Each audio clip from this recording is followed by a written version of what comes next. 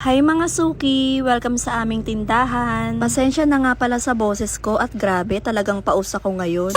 Ngayong araw nga pala ay itutur ko kayo dito sa aming bigasan. Yung nakikita nyo sa likod, yan ang pinakaharap ng tindahan namin. Malinis, maayos ang mga display, at maganda ang pagkakamada ng mga bigas. Yan kasi ang gusto ni Mister, laging maayos at malinis ang tindahan. Dahil kapag malinis at maayos ang tindahan, dyan tayo nakaka-attract ng positive energy. Itong mga nakabukas na sako dito sa labas, dito kami kumukuha ng mga ire-refill sa nakadisplay. O baka sabihin nyo sa labas lang maayos, ipapakita ko rin sa inyo yung kamada dito sa loob. Karamihan, mga lokal na bigas ang makikita nyo dito. Yung ibang mga bigas namin nandoon sa kabilang bodega. Ang mga bigas namin ay galing ng Isabela, Nueva Ecija, Mindoro. Meron din kaming mga imported na galing Thailand at Vietnam. Dapat talaga maayos ang kamada para madali mong makita at makuha kapag may bibili. Dito sa tindahan namin, sexy lang ang pwedeng pumasok para makadaan ka.